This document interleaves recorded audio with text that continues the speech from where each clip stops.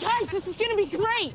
When you think of the cinematography of a J.J. Abrams film, you probably think of one thing: lens flares, and lots of them. But I want to talk about something else he does really well, which is what I will refer to as a multi-beat shot.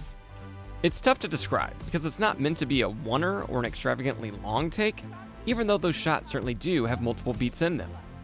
This is a more compact shot with multiple compositions that flow one into the next due to a mix of camera movement, blocking, and focus pulling, all usually done in a shot that's around the range of 10 seconds. They seamlessly connect characters and geography and can be perfect to mix into a high-energy sequence instead of relying solely on a bunch of fast cuts. Now, the traits of these multi-beat shots do share a lot in common with what was broken down in the excellent Every Frame a Painting video on the Spielberg oneer. But these aren't oneers.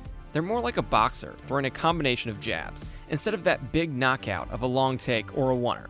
For instance, let's take a look at this 8-second shot from The Force Awakens. Starting position is down there! You ever fly this thing? Cool. Now let's rewind that and count out the beats. 1. Whip pan with a slight dolly in on Rey and Finn. Starting position is down there! 2. Camera pans to follow Rey to the cockpit. 3. Whip pan back to Finn in close-up. 4. Camera pans with Finn and jibs down as he climbs down the ladder. You ever fly this thing? 5. Rack focus to BB-8 in the foreground. When we add all these up, we see what could easily be multiple shots all put together in a single high-energy take.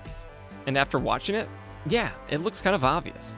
However, it is not a given that this is the right way to shoot this sequence. Instead of moving the camera, what if the director wanted static shots, cut together really fast? Well, let's see what that would look like. Come on, buddy, we're not out of this yet.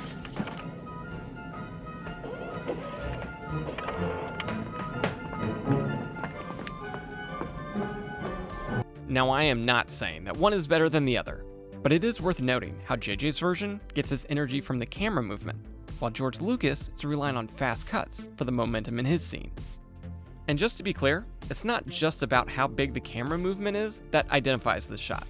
For instance, the shot from Super 8 goes from an ultra-wide into a close-up, but it's just one beat. It's just one big crane push-in. And handoff shots like these may technically qualify, since going from one character to another would be 2 distinct beats, and grammatically 2 counts as multiple beats. But for me, things really start to sing when it's 3 beats or more in a single shot. By the way, maybe now would be a good time to credit who JJ picked up this style from. This guy, Steven Spielberg. For instance, this is a great example of a multi-beat shot from Jurassic Park.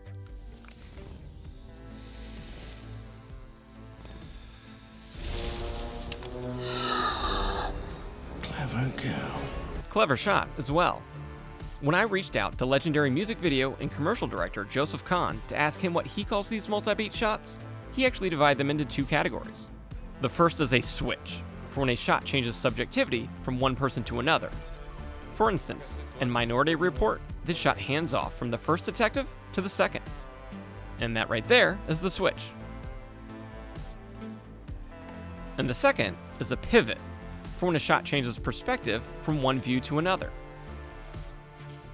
This shot revolves around Han Solo the entire time, but pivots when his conversation with Finn changes to his conversation with Leia.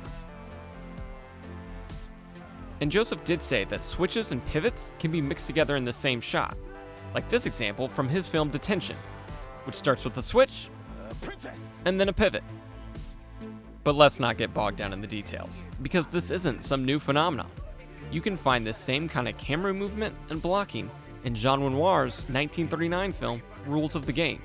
It's the same concept, just a little slower. But if these multi-beat shots are so great, why don't more filmmakers use them? Well, for one, they're hard. When you watch these closely, you'll see they require the actors to hit their marks with just the right timing.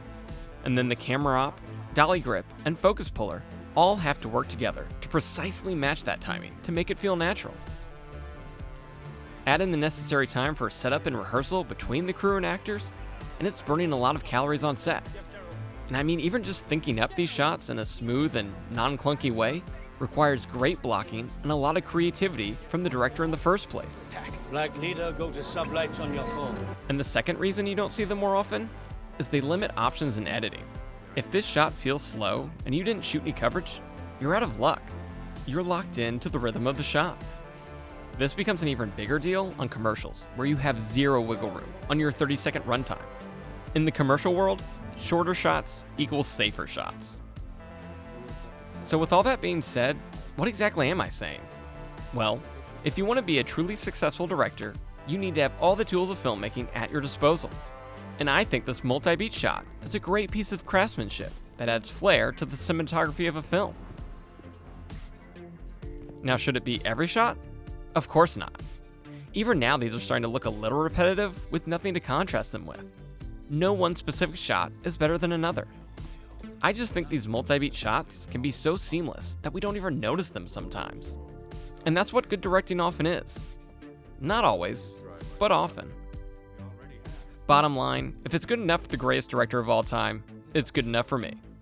I'm Phil, and I'm a filmmaker, and this is what I see.